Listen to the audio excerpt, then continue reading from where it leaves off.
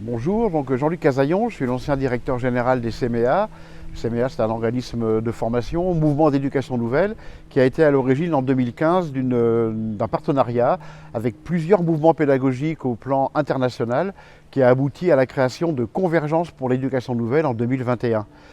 Convergence pour l'éducation nouvelle, c'est aujourd'hui 26 organisations au plan international, mouvements pédagogiques, qui organisent tous les 2 ans une biennale internationale de l'éducation nouvelle. La dernière a eu lieu à Nantes en 2024 et la prochaine est prévue en 2026 en Italie, à Vérone. Alors, pourquoi l'Italie? Parce que 3 organisations italiennes ont décidé d'accueillir la biennale chez eux, dans un pays gouverné aujourd'hui par un gouvernement dominante fasciste, d'extrême droite, et que Vérone est aujourd'hui l'une des rares villes en Italie qui fait partie d'un parti d'opposition et qui a donc ambition, intérêt d'accueillir en Italie, dans sa ville, une organisation qui promeut l'éducation active, l'éducation nouvelle et qui va rassembler en 2026 environ 500 à 600 participants, participantes de plusieurs pays du monde qui font partie de la sphère pédagogique, des enseignants, mais aussi des animateurs, des éducateurs, des travailleurs sociaux,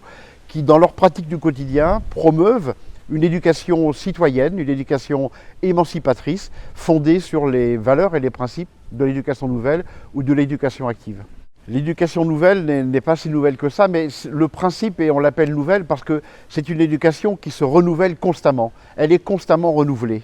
C'est une éducation qui s'appuie sur le postulat de la confiance en l'autre, et d'une stratégie qui s'appuie sur la capacité à inscrire l'apprenant dans une démarche autonome et d'apprentissage, en fait, que la personne devienne actrice de son propre apprentissage.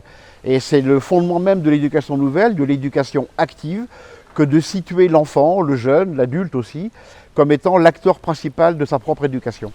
Il y a plusieurs pratiques qui peuvent faire référence, mais la plus connue d'entre elles, sans doute en France, c'est la pédagogie freinée ou la pédagogie coopérative, qui est une valeur importante et fondatrice de l'éducation active.